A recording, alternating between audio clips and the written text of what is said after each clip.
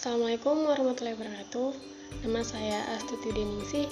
Di sini saya akan bahas mengenai Undang-Undang Nomor 7 Tahun 2021 tentang harmonisasi peraturan perpajakan dan hal-hal apa saja yang berubah dari Undang-Undang Nomor 28 Tahun 2007 tentang ketentuan umum perpajakan. Asas UU HPP yang pertama yaitu keadilan, yang kedua kesederhanaan, yang ketiga efisiensi, yang keempat kepastian hukum, yang kelima kemanfaatan, dan yang terakhir kepentingan nasional. Tujuan UU HPP yang pertama yaitu memperluas basis pajak, yang kedua menciptakan keadilan, kesejahteraan, dan kepastian hukum, yang ketiga penguatan administrasi perpajakan, dan yang keempat meningkatkan kepatuhan. Isi Undang-Undang Nomor 7 Tahun 2001 tentang HPP yang pertama yaitu mengubah Undang-Undang Ketentuan Umum dan Tata Cara Perpajakan atau UU KUP, yaitu NIK sebagai pengganti NPWP. Orang pribadi akan memudahkan WP orang pribadi menjalankan hak dan kewajiban perpajakannya. Meskipun demikian, penggunaan NIK tidak berarti semua WNI wajib membayar PPh, tetapi tetap memperhatikan pemenuhan syarat subjektif dan objektif pembayaran pajak. Yang kedua yaitu mengubah UU Pajak Penghasilan. Yang pertama diatur dalam bab 3 PPh Undang-Undang Harmonisasi Peraturan Perpajakan yang diuraikan dalam pasal 3. Yang kedua, mengubah sejumlah ketentuan dalam UU Nomor 7 Tahun 1993 tentang pajak penghasilan. Yang ketiga, lapisan tarif PPh orang pribadi ditambah dari 4 lapis menjadi 5 lapis.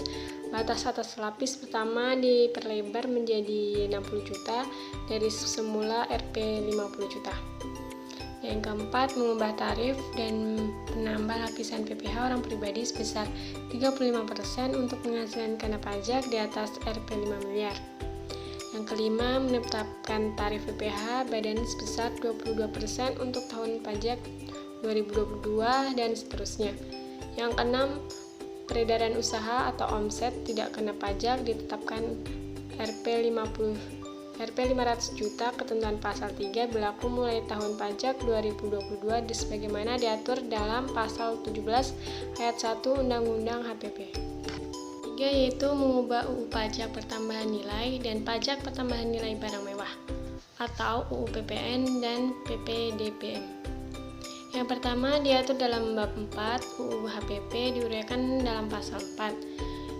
Yang kedua, sejumlah ketentuan dalam UU Nomor 8 Tahun 1983 tentang PPN dan PPNBM yang telah diubah terakhir dengan UU Nomor 42 Tahun 2009 tentang perubahan ketiga atas UU Nomor 8 Tahun 1983. Yang ketiga, pada tahun 2022 tarif PPN akan naik menjadi 11%, lambatnya pada tahun 2025 menjadi 12%, adapun tarif khusus akan diatur kemudian.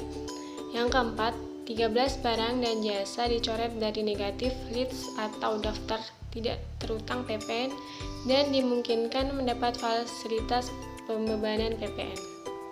Yang keempat yaitu mengatur program pengungkapan sukarela atau PPS wajib pajak.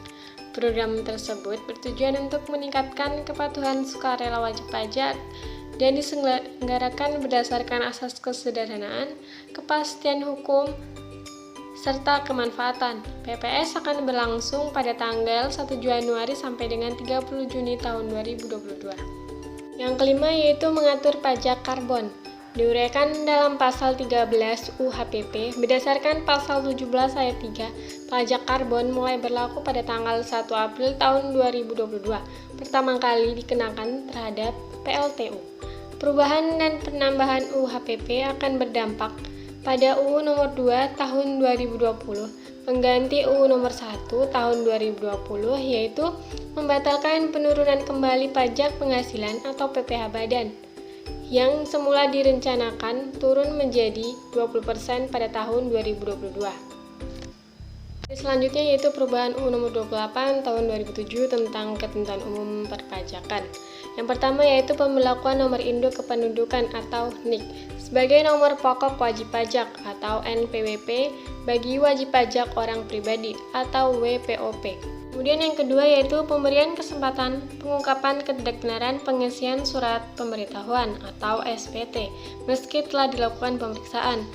Dan yang ketiga yaitu penurunan besaran sanksi dalam pasal 13 ayat 3 UU KUP. Demikian yang dapat saya sampaikan, kurang lebihnya saya mohon maaf. Wabillahi taufik wal hidayah. Wassalamualaikum warahmatullahi wabarakatuh.